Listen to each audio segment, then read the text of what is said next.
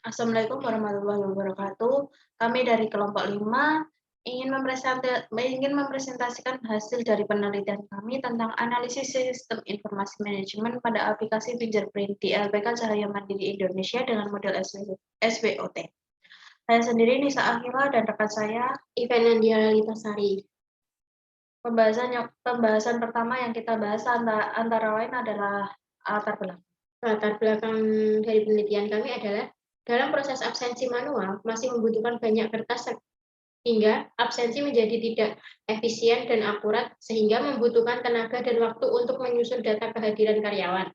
Hal tersebut mempengaruhi kinerja karyawan menjadi tidak efisien dan manajer tidak dapat meninjau data absensi pada saat itu juga. Berdasarkan permasalahan yang dihadapi dan seiring perkembangan teknologi, kini LPK Cahaya Mandiri menggunakan aplikasi fingerprint.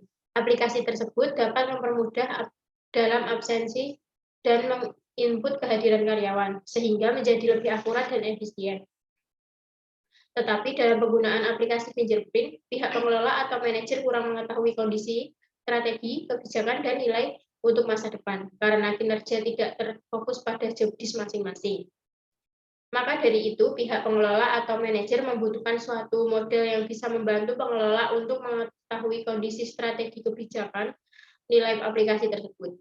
Berdasarkan permasalahan di atas, maka dalam hal ini peneliti akan membantu dalam pembuatan analisis model SWOT untuk membantu manajer dalam mengambil keputusan. Judul yang akan dibahas oleh peneliti adalah analisis sistem informasi manajemen pada aplikasi fingerprint di LPK Cahaya Mandiri Indonesia dengan model SWOT. Rumusan masalahnya adalah bagaimana melakukan analisis sistem informasi manajemen pada aplikasi fingerprint di LPK Cahaya Mandiri Indonesia dengan model SWOT. Batasan masalah, 1. Peneliti dilakukan pada tahun 2021 di LPK Cahaya Mandiri. Kedua, peneliti ini terfokus pada aplikasi fingerprint. Yang ketiga, peneliti menganalisis dengan model SWOT. Tujuan penelitian kami yaitu untuk membuat analisis sistem informasi manajemen pada aplikasi fingerprint di LPK Cahaya Mandiri Indonesia. Manfaat dari penelitian ini, 1. Untuk Institut Teknologi Bisnis AAS Indonesia, yaitu untuk bahan referensi dan sumber belajar untuk menyusun proyek akhir bagi mahasiswa lain yang memerlukan sumber referensi. Yang kedua, bagi LPK Cahaya Mandiri Indonesia, membantu manajer dalam pengambilan keputusan dengan menganalisa suatu pertumbuhan di perusahaan. Yang ketiga, bagi peneliti, yaitu salah satu syarat untuk memenuhi kelulusan perkuliahan Sistem Informasi Manajemen di Institut Teknologi Bisnis AAS Indonesia. Metode penelitian, kami menggunakan 3 metode, yaitu yang pertama, wawancara.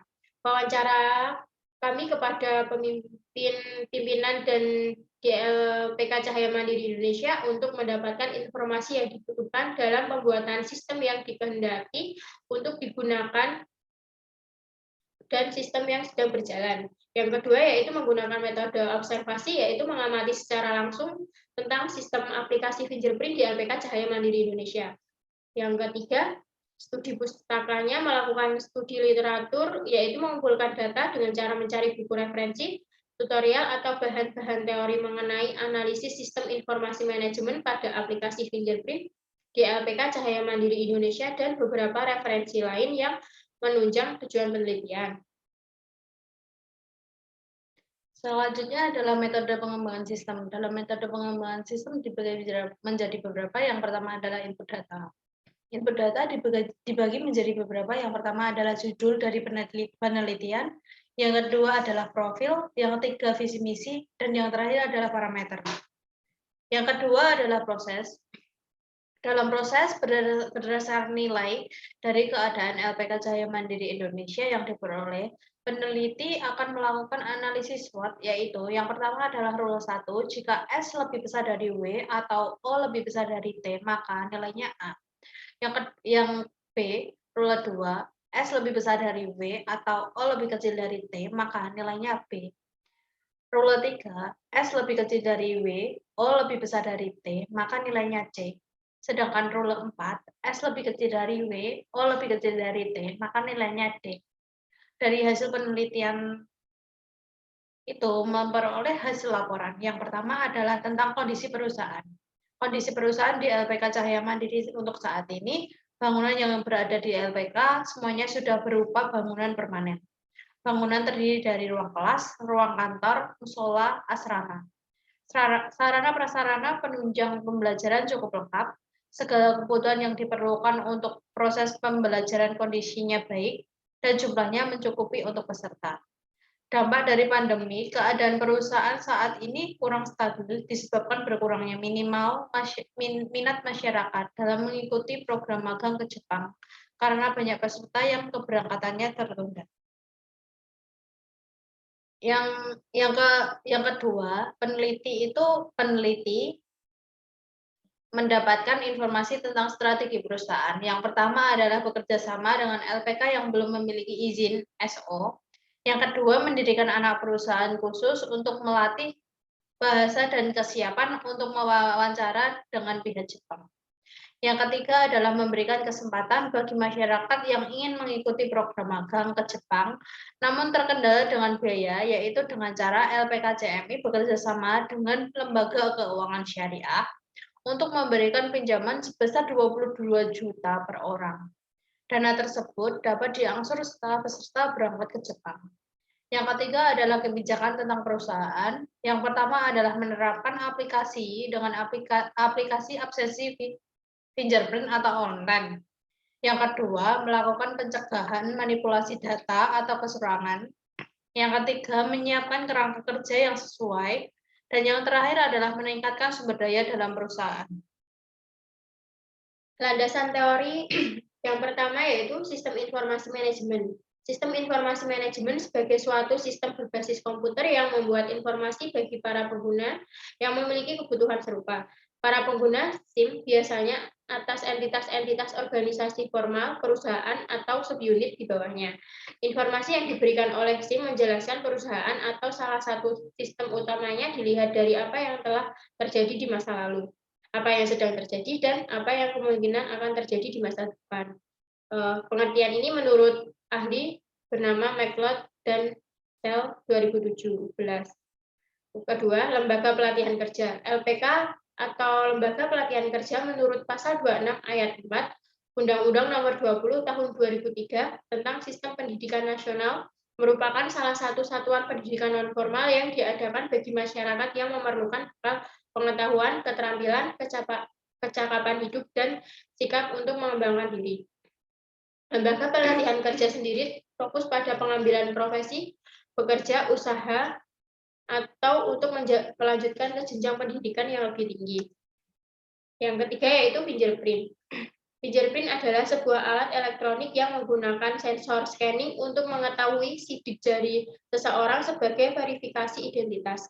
Pada saat ini, sensor fingerprint sudah banyak digunakan pada alat-alat elektronik yang membutuhkan tingkat keamanan yang tinggi seperti smartphone, pintu masuk, alat absensi karyawan, dan lain sebagainya.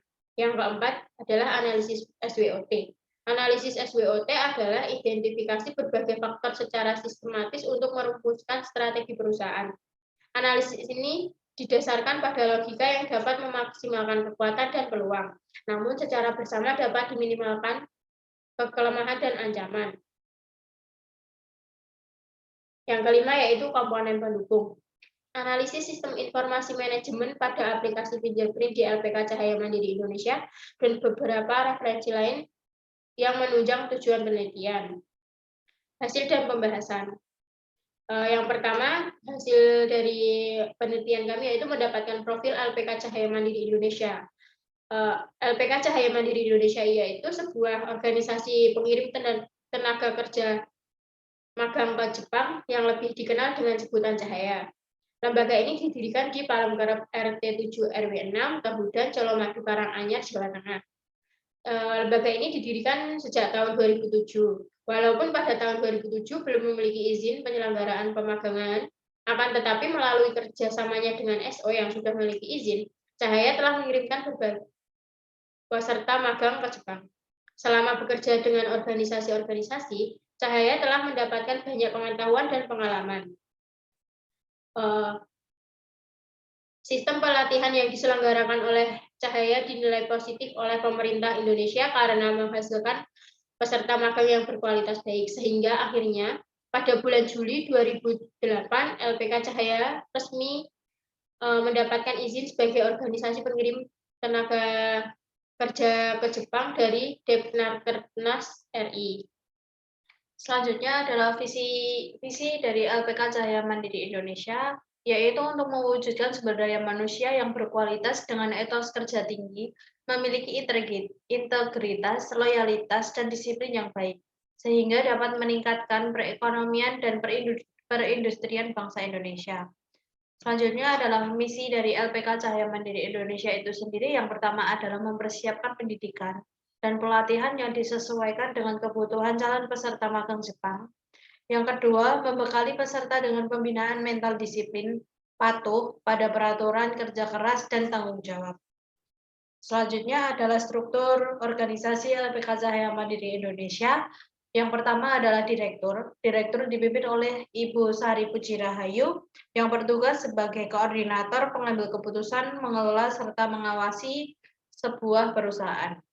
Yang kedua adalah wakil direktur yang dipimpin oleh Bapak Agus Bukori yang bertugas sebagai membantu direktur dalam menyusun rencana kerja dan membantu direktur dalam mengkoordinir karyawan. Yang ketiga adalah Kepala Bagian Keuangan yang dipimpin oleh Bapak Sarwanto yang bertugas sebagai melakukan pengelolaan administrasi keuangan. Yang keempat adalah Kepala Bagian Perlengkapan yang dipimpin oleh Bapak Tony Andri yang bertugas sebagai menganalisa kebutuhan dan pengelolaan serta perawatan.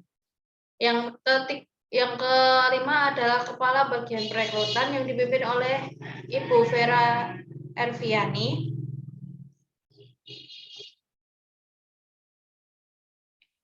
Yang berperan sebagai merencanakan, mengatur, menyelenggarakan, dan mengevakuasi adanya kegiatan pelatihan secara keseluruhan. Yang terakhir adalah admin keuangan yang dipimpin oleh Ruri Darwati yang bertugas sebagai mengecek, mencatat, dan menyimpan surat berharga. Selanjutnya adalah analisa dalam permasalahan penelitian tersebut. Ini adalah pada aplikasi fingerprint masih memiliki kendala antara lain di saat mati lampu, aplikasi tidak bisa digunakan. Aplikasi fingerprint hanya bisa dimanfaatkan untuk mendata kehadiran karyawan, tetapi tidak bisa untuk meminimalisirkan gaji karyawan per bulannya.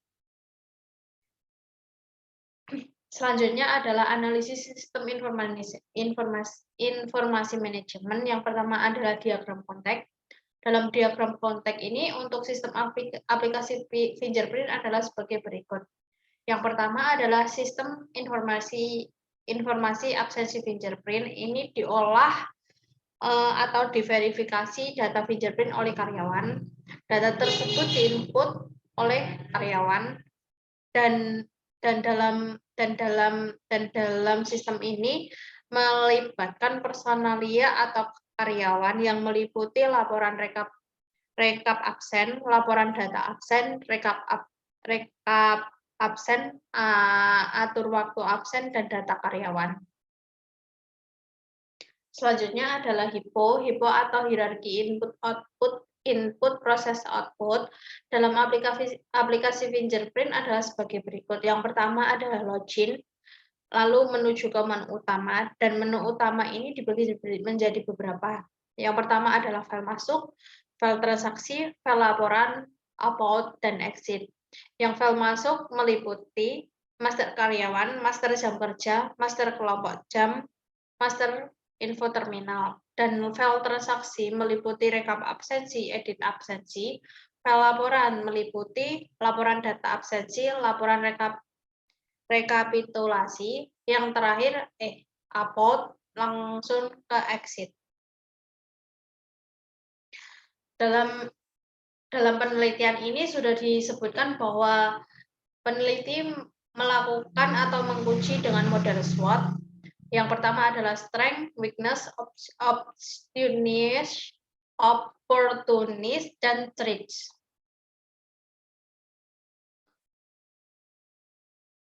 Selanjutnya adalah hasil analisis SWOT.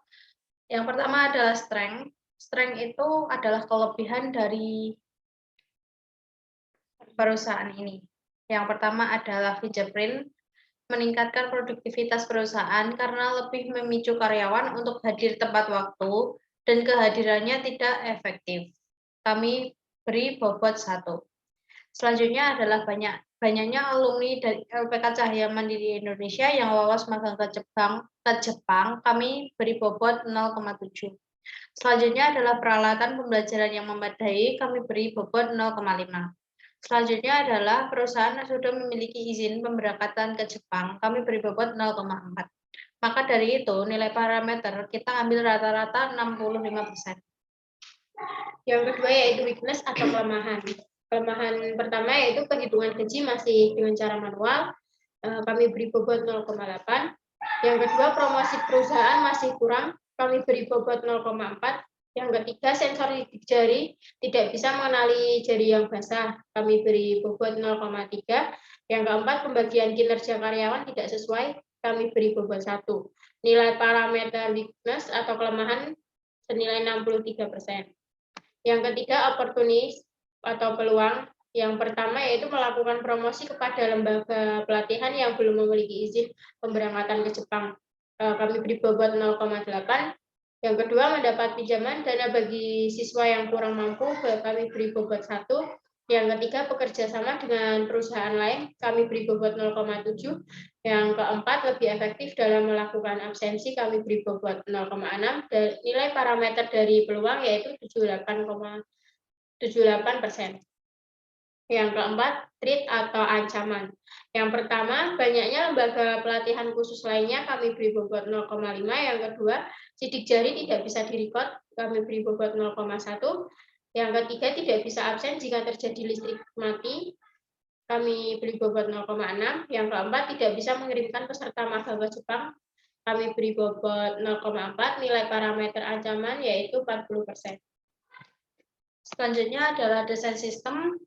Sudah disimpulkan bahwa dalam penelitian ini terdapat 3 desain. Yang pertama adalah desain input yang artinya data yang diinput meliputi judul penelitian, profil perusahaan, visi misi perusahaan. Yang kedua adalah desain output. Adapun data output meliputi kondisi, strategi, kebijakan, dan nilai. Selanjutnya adalah desain teknologi yang mana spesifikasi software dan hardware yang mendukung dalam fingerprint, meliputi fingerprint dengan merek FingerSpot, aplikasi fingerprint, monitor LG 14 inci, CPU LG dengan kapasitas 1 tera, flash disk merek SanDisk, Windows 7 dengan Microsoft Excel 2007. Selanjutnya kita peroleh model sistem analisis SWOT. Yang pertama adalah input data. Sudah dijelaskan di tahap awal di slide awal tadi bahwa input data itu meliputi profil, visi, dan misi. Selanjutnya adalah proses model. Sekilas dari proses model ini adalah nilai dari penelitian kami. Output dari hasil penelitian adalah yang pertama adalah kondisi perusahaan untuk saat ini mampu berkembang dengan baik karena telah memiliki kelebihan yang unggul dan memiliki peluang yang besar di masyarakat. Yang mana strategi perusahaan itu sendiri adalah menaikkan harga produk karena memiliki kelebihan atau inovasi yang unggul sehingga banyak diminati masyarakat. Dalam kebijakan SIM ini meningkatkan sumber daya perusahaan dan hasil dari nilai perusahaan itu adalah A. Selanjutnya adalah pengujian sistem. Dalam tahap ini pengujian sistem dilakukan dengan memberikan kuesioner berupa Google Form yang diisi oleh karyawan LPK Cahaya Mandiri Indonesia. Kesimpulan dari penelitian kami yaitu dari hasil analisis model SWOT dapat diambil bahwa LPK Cahaya Mandiri Indonesia memiliki nilai perusahaan A dengan kondisi perusahaan yang mampu berkembang dengan baik, peningkatan keefektifan pada absensi serta bisa meningkatkan keaktifan karyawan. Saran yaitu peneliti menyadari bahwa artikel yang disusun ini perlu penyempurnaan. Maka peneliti sangat membutuhkan kritik dan saran yang akan menjadi masukan agar peneliti ini bisa dikembangkan dan diselesaikan dengan baik. Sekian presentasi dari kelompok kami, ada kurang lebihnya kami mohon maaf dan dapat diambil kesimpulan atau sarannya kami terima. Wabillahi taufiq wal hidayah. Wassalamualaikum warahmatullahi wabarakatuh.